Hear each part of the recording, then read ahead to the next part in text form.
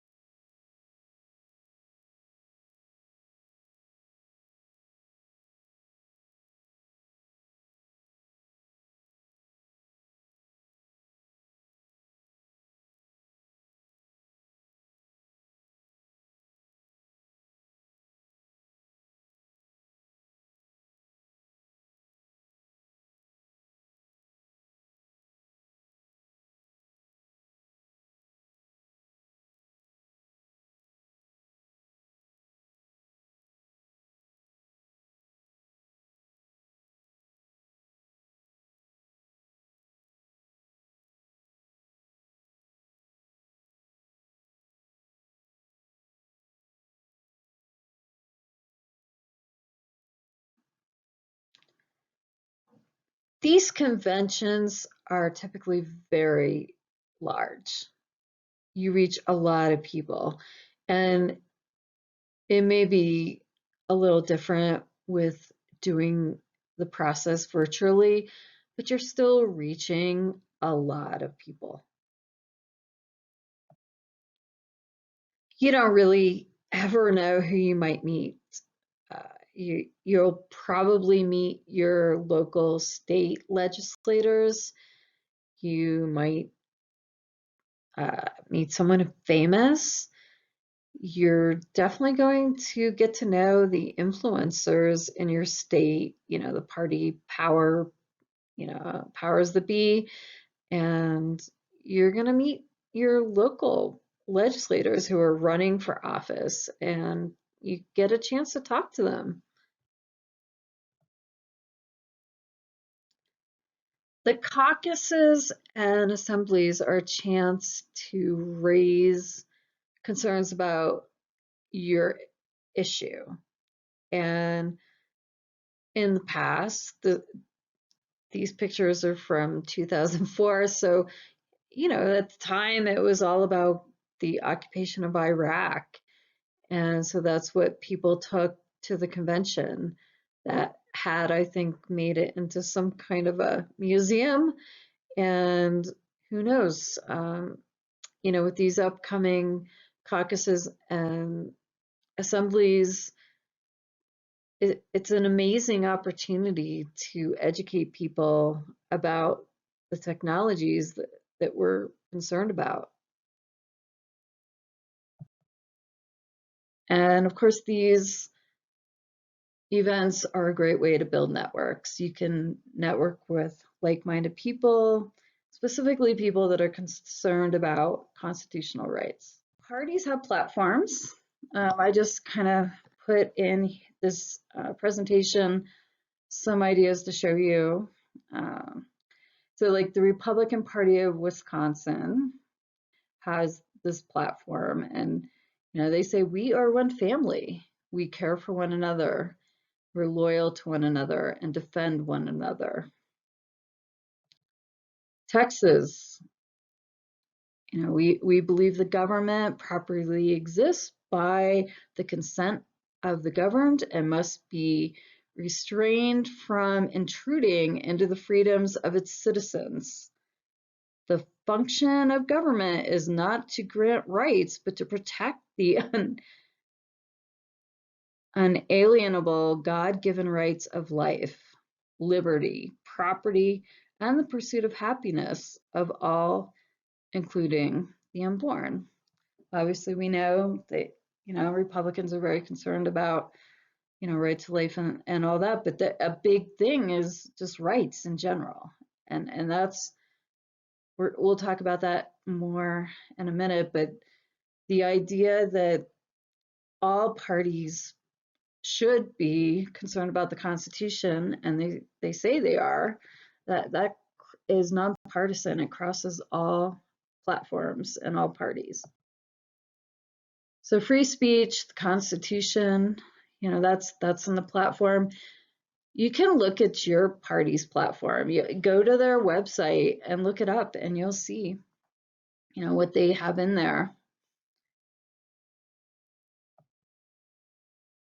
So Republicans obviously care about God, freedom and liberty, and the Constitution. And they talk about tyranny. We oppose fascism.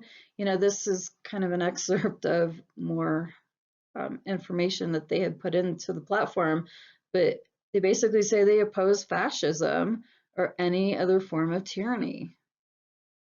Well, some of this technology is being used for tyranny. Neuromodulation and biowarfare on a country's own citizens. You can share with people that DARPA link, that where Giordano talks about the military and biowarfare program. Global world control, NATO, trying to take over the world, law enforcement, military grade equipment. Actually now includes directed energy, electronic warfare, people tracking LiDAR, and other invasive and unconstitutional technologies. So in the Texas platform, I noticed they mentioned some of the military grade equipment, so that could be expanded. For those of you who are there in Texas, you might, mention that. They might want to expand that to include some of these technologies. So the California Democrat platform, I'm just showing you how you can look up these different platforms and understand, what's already there in your state and what they believe. So, depending upon which party you're going to participate in and go to, that would be a good idea just to kind of check out what they already have. So the California Democrats are very concerned about gun violence. So we know Democrats care about gun control, violence, fairness, free speech, protection of personal information over the internet, promoting peace. So show them some pictures.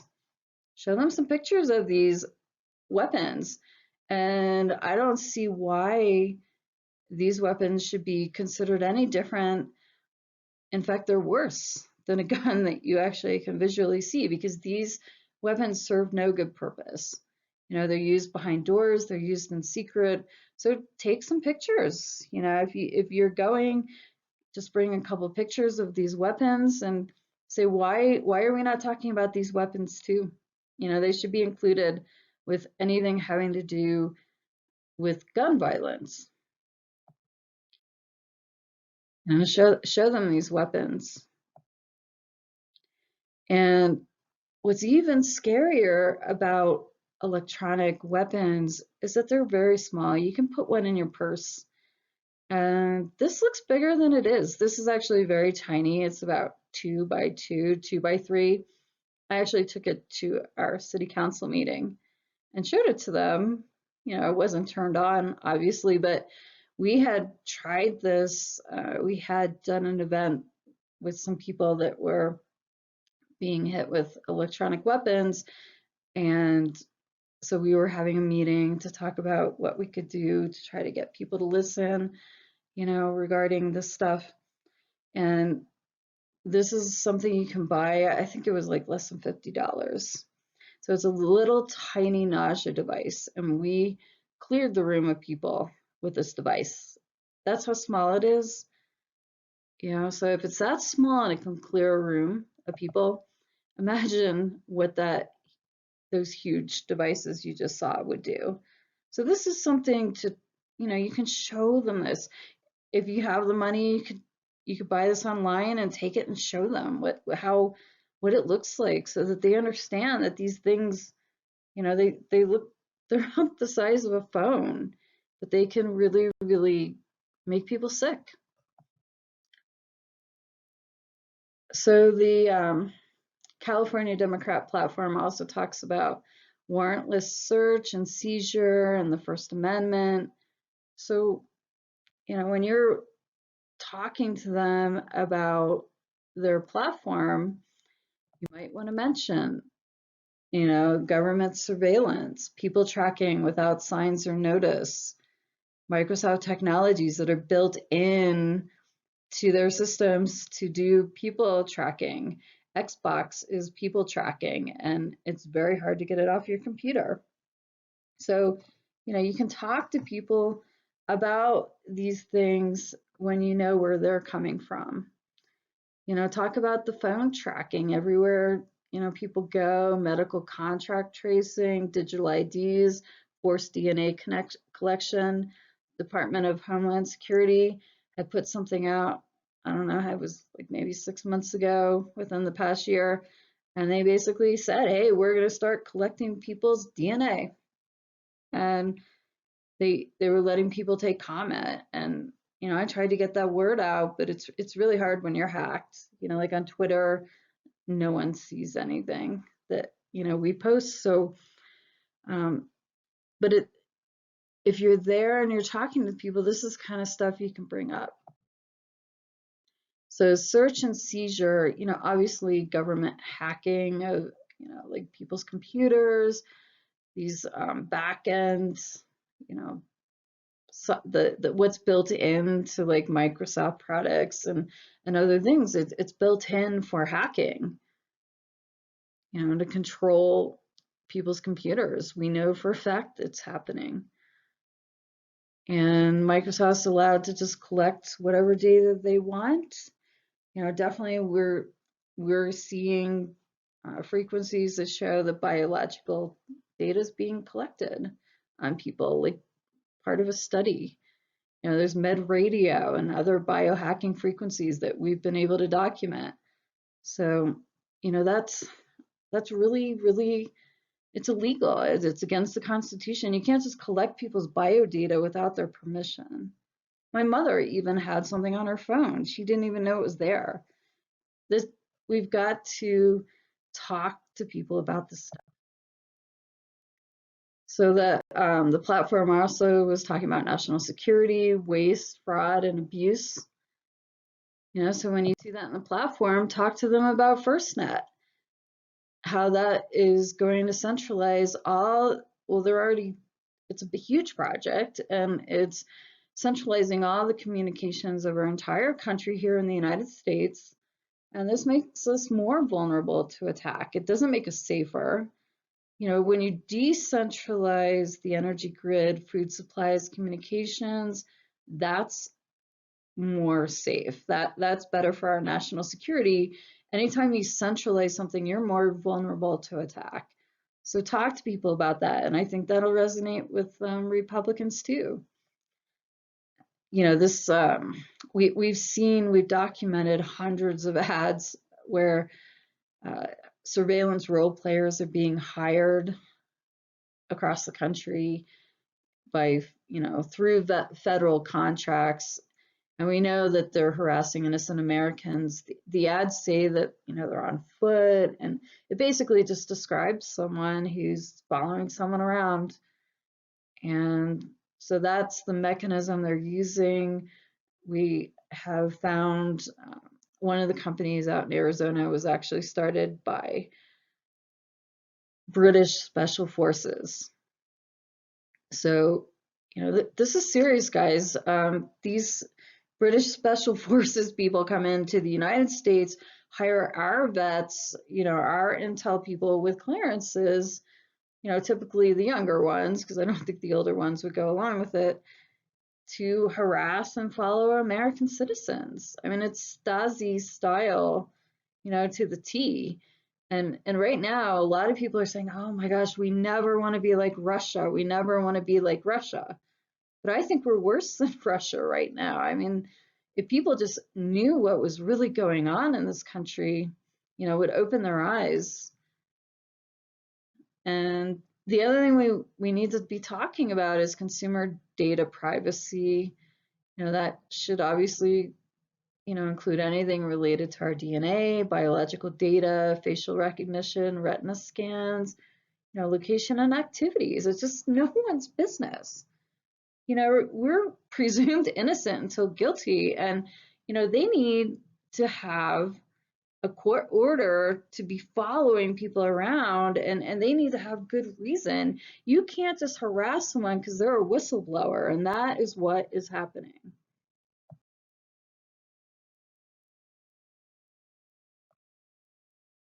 So when we're presenting our resolutions to the different parties, what do we want our resolutions to do? Well, we want to take a nonpartisan approach. The idea is to transcend party lines. This issue that's going on affects everyone. It's not specific to one party. It is nonpartisan. So we just want to educate people about the technologies. We want to make them learn more. Obviously, we can't give people, if we spent years researching this, we can't give people that context overnight, but we can just explain enough so that hopefully they'll want to get more information and learn more. We definitely want legislators and party leaders more involved in public dialogue. We want to encourage potential police and mental health reform. And when we do these resolutions, these are not laws, you guys. They aren't laws, but the idea is that it goes before so many people. If you keep pushing this along the process, it gets seen potentially by tens. It could even be seen by 100,000 people if it went all the way to national. So again, the more people that propose these, the better, the more likely that more people are going to see them and think about them. Okay.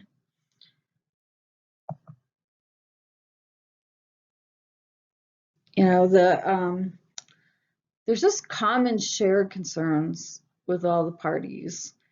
The corruption. I think everyone is concerned about the government corruption. I think it's obvious.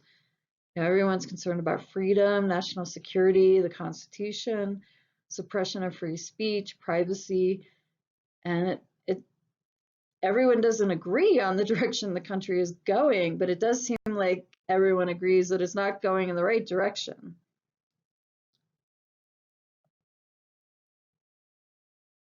So some other things just to consider when you're doing these resolutions. It'd be great if we could just ban technologies that interact with brain waves without user permission. It's really the equivalent to rape. I mean, it's like accessing someone's body without their permission. So just think about it. What are the penalties for rape in your state? If we've got to make this so that and people doing this type of stuff really, really don't just get to walk away. We have to make the penalties very harsh. We need to have minimum jail, terms and huge fines so that it just becomes so expensive to harass people and do this that they will hopefully stop. Now, the resolutions that are included, that we're going to be looking at do not talk about population control, but that is something that, obviously is a big concern. It's a technology being used, the anti-HCG formula. The World Health Organization actually has a document that was on a website that was taken down by my hosting company. But I had put up tons of articles on, this anti-HCG formula. And, I had this World Health Organization document talking about how the vaccines work, why they chose the DT vaccine, and this may be one of the reasons, that I've been chosen to be harassed, is because of the website I made, among other things. I'm a whistleblower with regards to 9/11 and some other things. But that's a technology that you may want to, be educating people about. You want to word these in a manner that they'll be accepted. You can't, this stuff sounds so far-fetched, and it's not. It's actually in, published medical research journal articles. So it's important to share the information in a way that people will actually listen.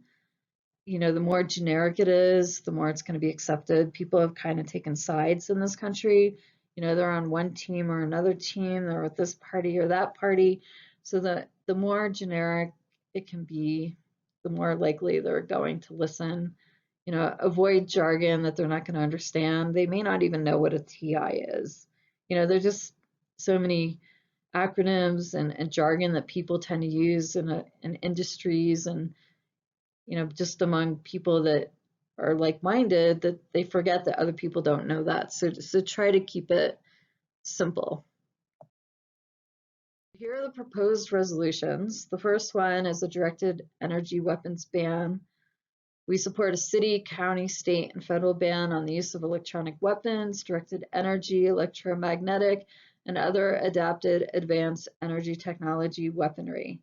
This includes all technologies not visible to the naked eye that uses radio frequency, ultrasonic sound waves, fiber optic, electromagnetic frequencies, laser or light, or any other advanced energy technology with the intent to cause physical or psychological harm to an individual.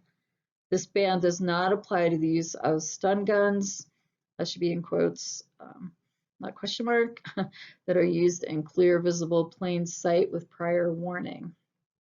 So, just, you may or may not be in favor of stun guns, but that's very different than something you can't see.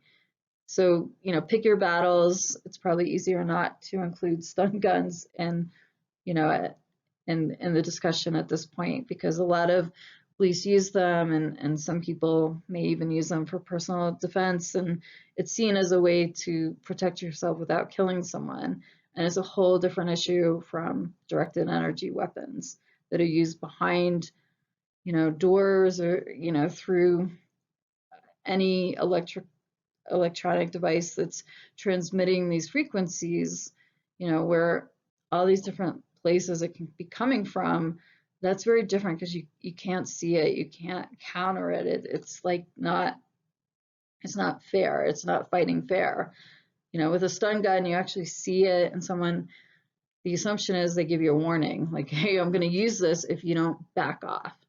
But with directed energy weapons, you don't get a warning. You don't even get told why it's being done to you. So the second resolution would be a ban the use of directed energy weapons for crowd control.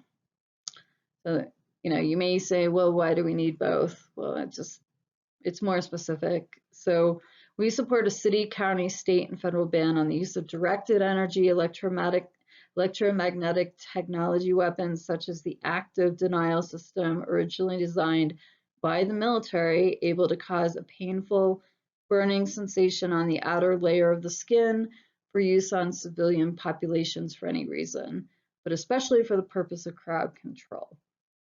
Such non-lethal technology that is used to cause pain, nausea, or confusion can in fact be quite lethal in certain circumstances, such as when a person with a disability is unable to vacate the area or understand instructions given. So the way they justify this is they say, well, this is, it's non-lethal. Well, actually, that's not true. If you don't get out of the way, it can cause heart attacks. And somebody had a weak heart, it may not even matter if you're not, you may try to get out of the way, but you may not get out of the way quick enough. And there are all sorts of problems with using these types of weapons. They were designed for the military, not for civilian use. And if you have someone in a wheelchair, and there's a crowd and everybody's in pain, they're trying to get away from this weapon, somebody might get crushed. You might have someone who's autistic, or any disability, like someone just may not understand what's going on, and it could be very scary, and it's just not a good idea. So it should be banned. So the third proposed resolution would be, ban unconsensual brainwave technologies. And this is, sorry the pun, but this is a no-brainer. We support a local, county, state, and federal ban on the use of all technologies that can map and or interact with brain waves and or the human neurological systems without obtaining clear prior written consent of the individual. So these technologies include brain-to-computer interface software, which is actually currently being placed on smartphones. Like, it really actually exists. People may not know it, but it doesn't mean it's not there. It's being done. I mean, we actually have a copy of one of the open source programs, and some of them are, proprietary, but it exists. It's there. It's being put on phones and other electronic devices. There are nanofiber optics, optogenetic brainwave, and other methods of neuromodulation, neural system manipulation that can affect thoughts, moods, and physical body systems and organs.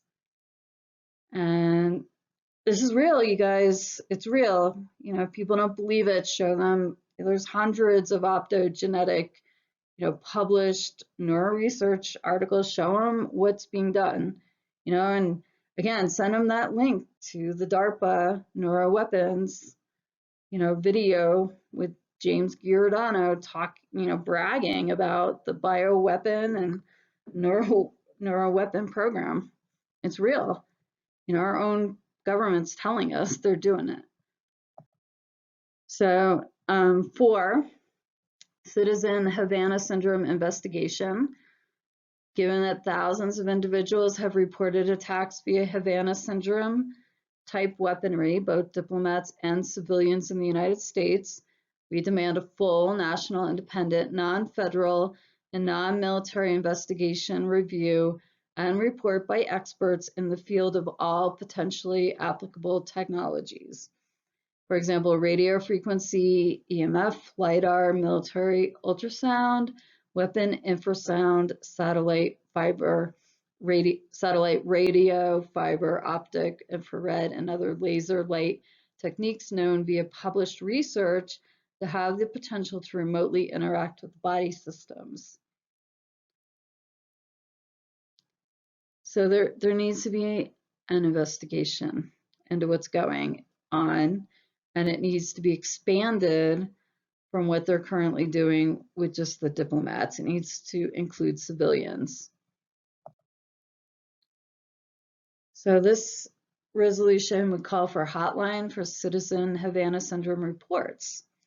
So basically, just says that we support the formation of and or use of existing city, county, and or state hotlines to, collect reports. And then it just describes some of the different reports that people might give. If they mention this or that, that would be documented. And all summary information exclusive of victim personal information should be made public information on a monthly basis. So everyone should be able to know how many reports are coming in, what people are saying, You don't get their address and their phone number, but you could just, know in general, what reports, so that we can at least get an idea of how many people we're dealing with. So the sixth proposed resolution would be disclosure of people tracking technologies. It's just like, this is also a very simple no-brainer. Um, we require businesses to say when they're using video surveillance equipment. So they would likewise need to disclose any people tracking technologies in the same way. So they would, whether it's public or private, they would, have a sign that's easily read, in clear view at the entrance of the location, so that that people tracking technology is in use. So when you go into the mall, if the mall is using it, because a lot are. If you're going to hear a voice when you go into like the betting that's going to talk to you about the sale for betting. They literally are using people tracking and using some of these sound, like they're using sound to target people, specific to marketing stuff. So, this stuff can be used as a weapon, and it's also already being used in marketing as well. But people have a right to know that. If you're going to walk in the mall, you have a right to know if you're being tracked. And that's true wherever you go.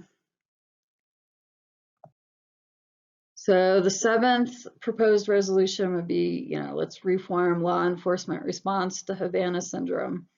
And we use that term Havana syndrome because that's what's been in the media, and it's a term that people are hopefully starting to understand. But basically, the idea is that when someone comes forward and they're talking about, hearing weird sounds, voices, smells that aren't there, we need law enforcement and managers at the city, county, state, and federal level to train their staff, and, especially mental health professionals, so that they know that these allegations should be taken seriously. Technologies actually exist to do that, to send weird sounds to someone's home. So they should not be assuming that that victim who's making these allegations is mentally ill. You should be able to walk in and tell someone this is happening without threat of being locked up in a mental institution. And they need to have a way to investigate these reports. They need to have appropriate protocols, and they probably have the technologies already to trace these frequencies. But if they don't, they need to hire experts, to look into these allegations. But the most important thing is that the allegations need to be taken seriously. Police reports need to be filed. What's been happening across the whole country is police just refuse to file a report. And then we have no way to determine how many people have come forward, because the police will say, oh, no one came forward, but we'll go to a place and we know, at least 20, 30 people did. So they're just not filing the reports, and there's no record of it. So the eighth proposed resolution would be ethics review of neuroscience research. This stuff that these neuroscience researchers are doing is very ethically questionable, especially the ones that are funded by DARPA. So what this resolution says is that basically we want more public dialogue and independent ethics review done. And we think that our political leaders are in the best position to lead such public discussions and forums related to these ethical concerns. If they're not going to do that, who is? That they have the resources and public funding to do that. So we're calling upon our political party leaders and, our city leaders to take this on as an issue, and especially with regards to invasive biodata collecting and the technologies that interface with brain waves and the neurological system, make this a priority. And number 9, health choice. This is going to be controversial right now because you've got a lot of people that say, you know what, you have no right to choose in a crisis situation. Well, we've been in a crisis in this country for a long time. It's probably, we're just going to be told it's one crisis after another. So the guiding force of our nation is our Constitution. That's what we have to look to when things get tough. So things are tough. People are scared, but basically, given that the current inoculation technologies include the use of nanotechnology that interacts with the immune system and other intrinsic functions of DNA and complex physical systems, and this is fact, okay? If you look at how they make cancer vaccines and what they're doing, they're using nanotechnology, not just, for the current situation, but they've been doing this for a while, and there have been issues with what they've done. Like with those cancer research vaccines they've created, there have been issues with those. And so there are numerous associated risks with insufficient long-term testing, and the use of nanotechnology innately has risks.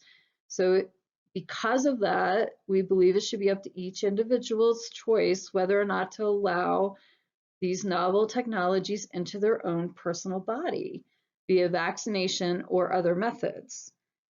If they're going to come up with something you can inhale, if they're going to spray something as you're getting on the plane, make you drink something.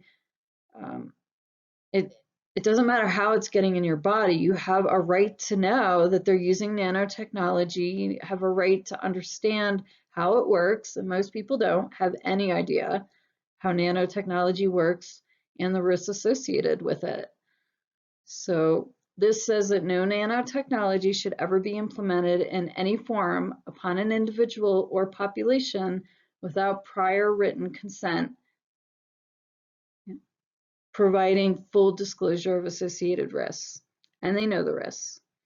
So, when they say they don't, that's not true, because there are tons of studies that have been done. All right, let's keep going. Number 10, we need to investigate the 9/11 founders' directed energy weapon attacks. All of the original founders of 9/11 Truth, the organization, were targeted with some form of advanced energy weapons. We need to have a full, independent, non-federal government and non-military investigation into those cases.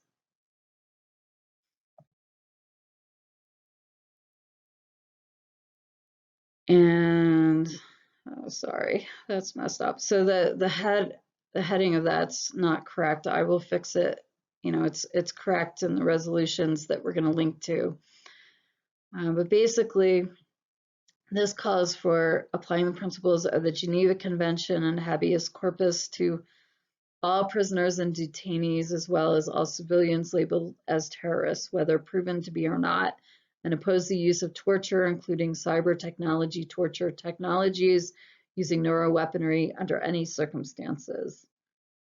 So, most of our political platforms should already say that torture is not a good idea, but we need to make any wording that's there include neuroweaponry. And obviously we want all war criminals brought to justice. Whoever's behind this needs to be brought to justice.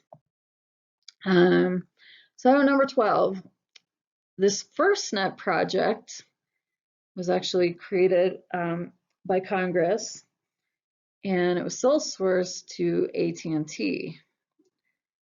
And I don't think there's been a lot of dialogue or media coverage of this, but basically they've already been rolling it out. And it's taking all the 9/11 call systems, emergency broadcast services, cell phones, fiber optics, satellite communications, and they're putting everything under a federal umbrella. via the sole source contract to AT&T. So they're connecting everything, and they haven't really made a lot of this public information as far as how they're connecting everything and what frequencies they're going to be using. But given that 806 megahertz frequency, that's a public emergency broadcast frequency, 806 has shown up during a lot of electronic attacks. It puts this whole issue of emergency broadcasts under suspicion, since it's not just once. We've documented a ton of incidences where the 806 frequency was involved, and it interacts with computers and the router. So, or at least it can. So we need to nip this FirstNet project in the bud. It's a risk to our national security to centralize all of our communications in this way. It makes it too easy for a foreign entity or even a domestic one, or it makes us too vulnerable. It's a very bad idea. And so this resolution says decentralize open market systems, whether the energy grid, food supplies, military defense, or communications, provide more national security than a vulnerable centralized system open to potential foreign or criminal sabotage or control. And when people argue this, I don't know why they think this is a better way, but whatever they say, as far as why they think it's needed, just remind them that local first responders have always used their own frequencies and mechanisms for communications for decades. They don't need the oversight of the government, the federal government, to provide these services effectively. They really don't. And so therefore the FirstNet project should be immediately halted and all of the overarching technology should be removed. Okay. So great. You're like ready to go. You're like, this is great. I really want to just, get the word out. So what do I do next? So, and this looks like sorry guys, I think this is out of order. I've already talked about this. So during the caucus and assembly meetings, party members can propose platform resolutions, and it's going to be voted on at different levels depending upon the party and that party's rules. So like I just mentioned, if you're going to the Green Party or the Libertarian Party, they probably won't have the same caucus level participation that the Democrats and Republicans have because they're smaller. So they're going to probably just have a state assembly that you can attend. And remember, the more people that you get to do this with you, your neighbors and like other targeted people, 5G activists, reach out to everyone. The more people you can get the word out to, and the more people that, propose this, the more likely that it's going to keep going up the ladder for more people to see.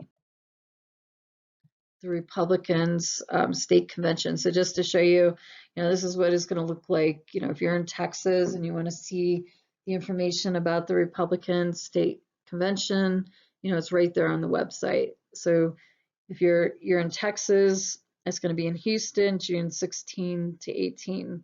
So put that on your calendar, guys. Those of you in Texas, especially if you're in the Houston area, which I know we've got a lot of information. And then here's why I wanted to show you guys all the training that they offer. It's really, really cool.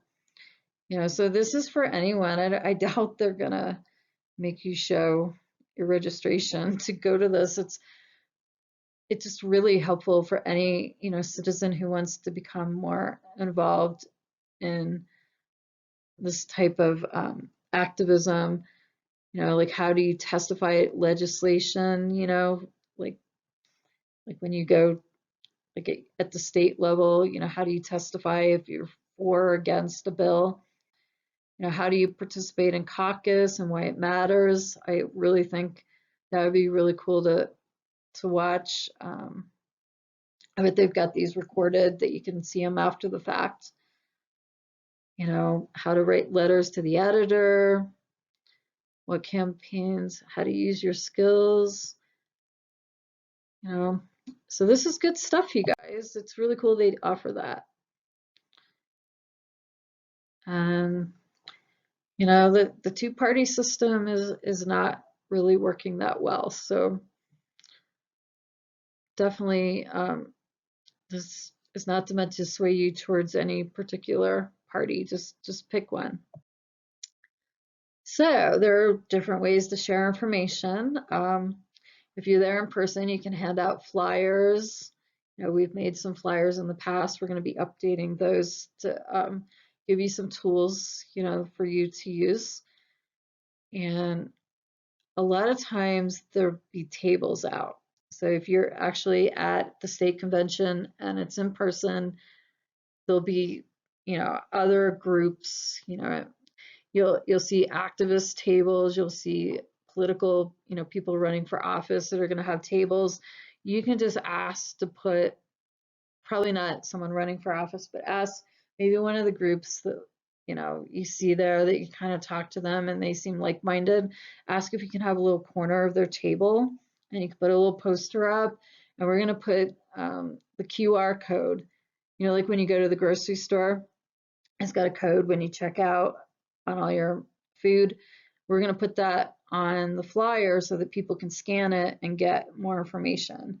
So you'll have like a poster you can put on a table, one of those, they'll have them there. Probably like someone would like let you use one of theirs.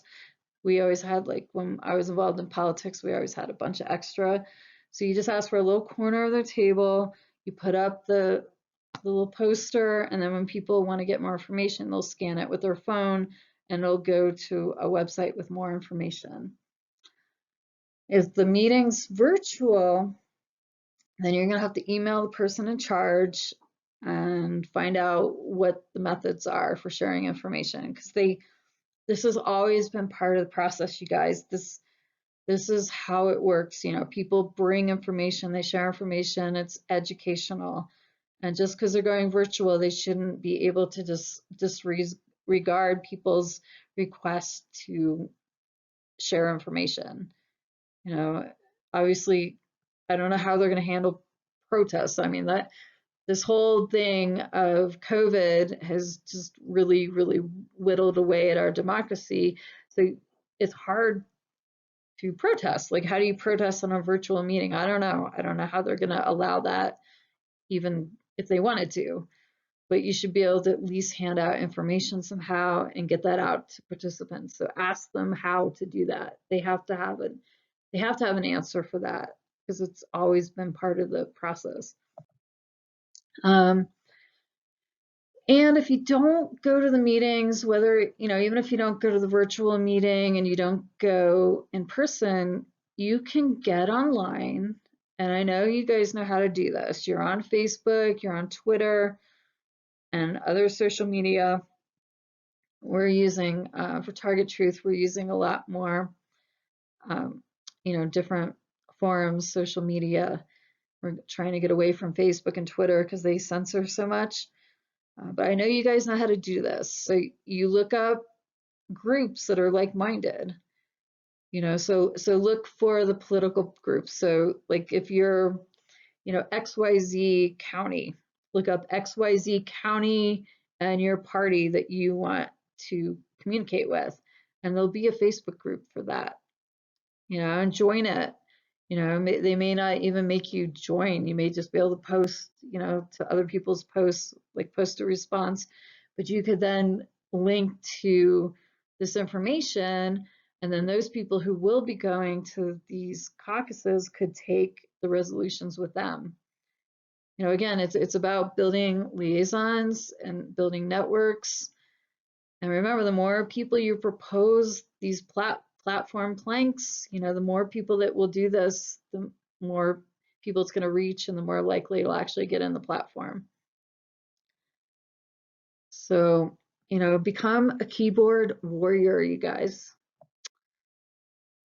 And this is what they look like, the platform resolutions that we put together. It's got to, it's going to need to have, you have to submit it. So it's like your name, your address, and it doesn't have to be on the resolutions like this. It would just be in the email. Depends how you're doing it. If you're taking it and you're sitting at a table with other people at your caucus, or if you're going to send it by email, but they're going to want to know your precinct. Usually just telling them your name, they should be able to look you up and see where you're registered, and just they'll be able to verify who you are and then accept the resolutions. And just some tips for moving forward, stay healthy, you guys, get out of the house, get into nature, get away from these cell towers, take some trips into the canyons. Definitely, diet is very important. There's certain foods that help with mental health, brain health. Exercise, as much as you can. And use shielding per whatever methods relate to the technology you're seeing. So you need to know what's going on. Is it electrical fields? Is it radio frequency? Because the way you're going to shield is dependent upon what you're being, targeted with. And definitely for the ultrasound, you need to dampen it. So there's sound blocking headsets, heavy bedding. You're just trying to dampen the frequency from getting to you because it goes through everything. Ultrasound goes through the earth, bounces off the ionosphere. So you can't just block ultrasound, but you can mitigate it. And I am working on a book that's going to have more information on shielding. So that will be coming down the road.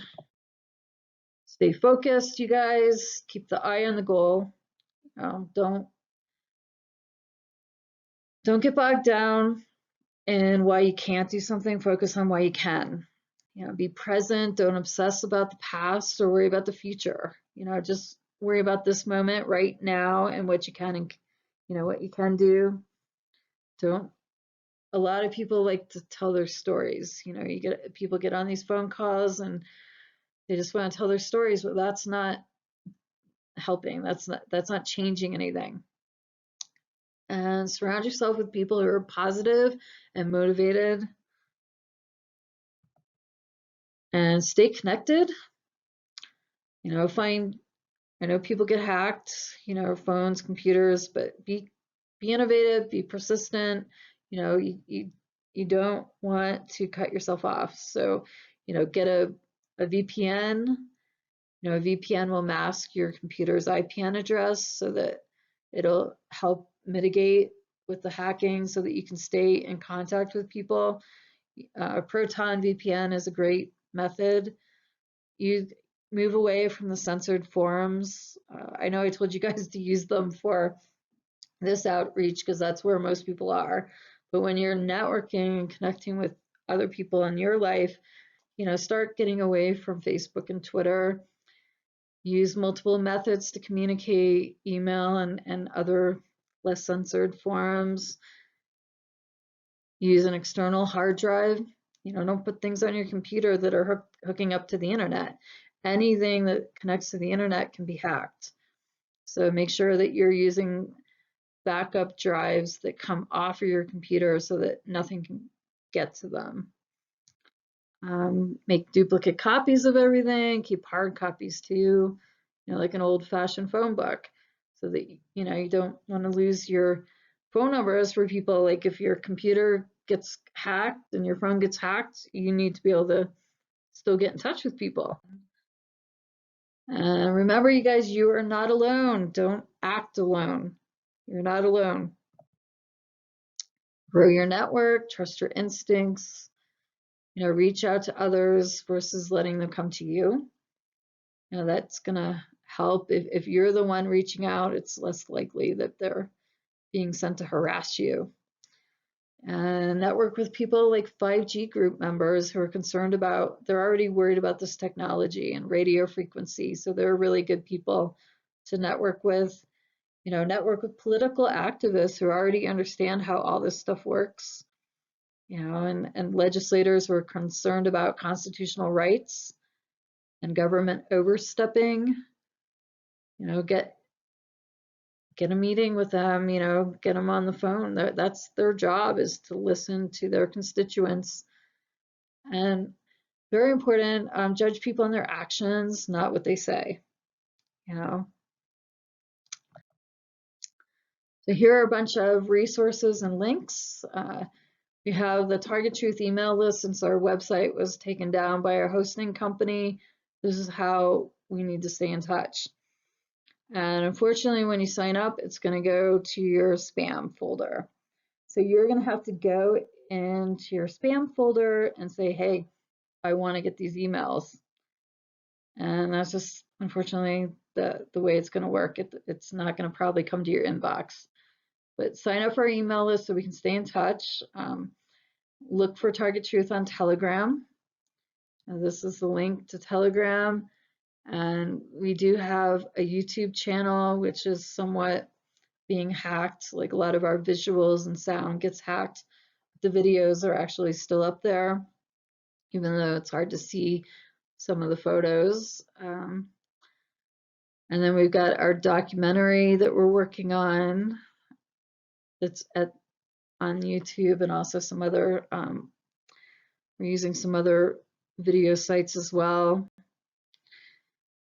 And Proton Mail, definitely get Proton Mail. They have that free trial of the VPN.